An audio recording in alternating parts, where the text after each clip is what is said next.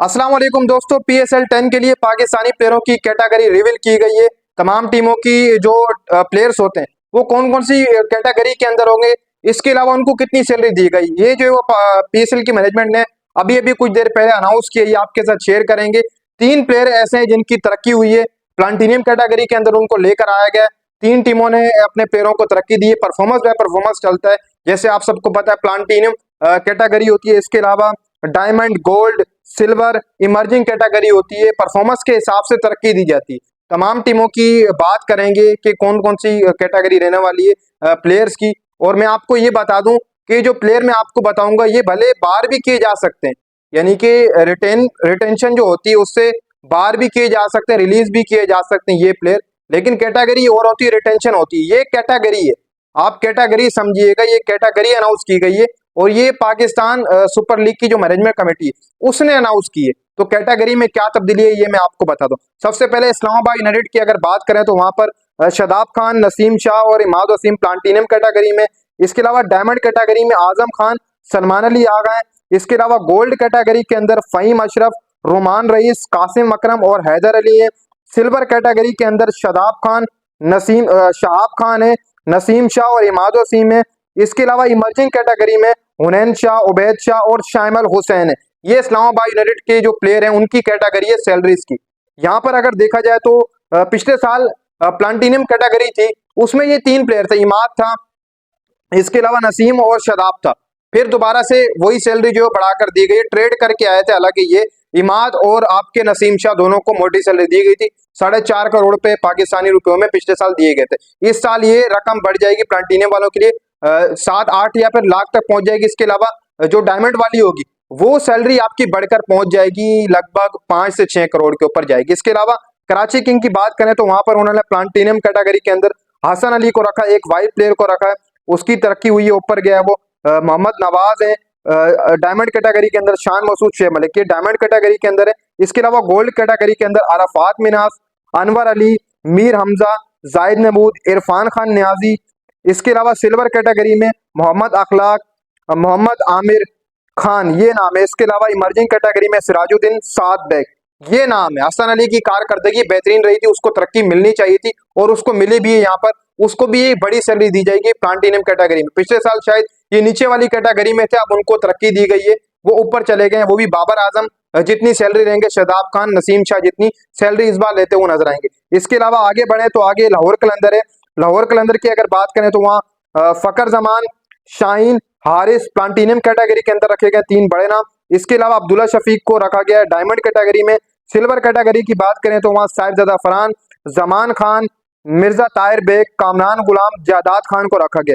इसके अलावा silver category की बात करें तो वहाँ मोहम्मद इमरान जूनियर, एहसान हफीज भट्टी, सलमान फयाज, सैयद फरीदोन और तैयब अब्बास ये नाम है। पिछली बार भी फकर जमान को प्लाटिनियम कैटेगरी के अंदर ही रखा गया था और वहीं से ड्राफ्ट से RTM यूज करा था लाहौर कलंदर है, वो लेकर आए थे। तो इस बार भी इनको मोटी रकम मिलेगी जो परफॉर्मेंस बाय परफॉर्मेंस ये पाकिस्तान सुपर लीग की जो मैनेजमेंट कमेटी है उसने अनाउंसमेंट की।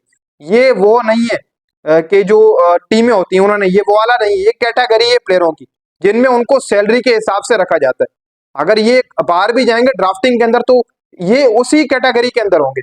इसके अलावा मुल्तान सुल्तान की बात करें तो वहां पर मोहम्मद रिजवान, इफ्तिखार अहमद, उसामा मीर प्लाटिनियम कैटेगरी के अंदर उसामा मीर को तरक्की दी गई है। इस बार उसामा मीर आपको प्लाटिनियम कैटेगरी में क्यों दिखाई देंगे, क्यों मोटी रकम मिलेगी उसामा मीर को, क्योंकि पिछले साल टॉप विकेट टेकर था उसामा मीर PSL के अंदर। इसके अलावा खुजदिल शाह, अब्बास अफरीदी, मोहम्मद अली, उस्मान खान डायमंड के अंदर है। सिल्वर के अंदर एहसानुल्लाह, तैयब ताहिर, शाहनवाज दानी, फैसल अकरम है। इसके अलावा जो सिल्वर है उसके अंदर आप अली माजिद है, यासिर खान है, आफ्ताब इब्राहिम और मोहम्मद शहजाद ये नीचे वाली कैटेगरी में। मोहम्मद शहजाद जो आपकी इमर्जिंग कैटेगरी है उसके अंदर है।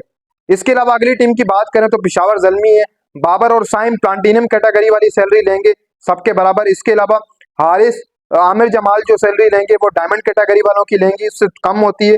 इसके अलावा आसिफ अली, सलमान इरशाद, हुसैन तलत, अरशद इकबाल, सुफियान मुकीम, खुरम शहजाद, हसीबुल्लाह खान ये सैलरी लेंगे आपकी गोल्ड की। इसके अलावा सिल्वर की बात करें तो सिल्वर के अंदर उमेर अफरीदी, आरिफ याकूब, मेहरान मुमताज। इसके अलावा इमर्जिंग की बात करें तो वहां पर मोहम्मद जीशान, अहमल खान, अली रजा ये इनका है। इसके अलावा अब अगली टीम है कोयटा ग्लेडिएटर, वहां पर मोहम्मद आमिर प्लाटिनियम कैटेगरी में तरक्की हुई है, ऊपर है और ये बनती भी है, तरक्की तो नहीं हुई लेकिन वहीं पर ही है ये, क्योंकि पिछले साल ही प्लाटिनियम कैटेगरी में ही इनको पिक किया गया था और इस साल भी इनको बड़ी सैलरी पेमेंट दी जाएगी। इसके अलावा सरफराज अहमद को रखा गया है डायमंड के अंदर, उनके साथ मोहम्मद हसनैन है, अबरार अहमद है, सऊद शकील है।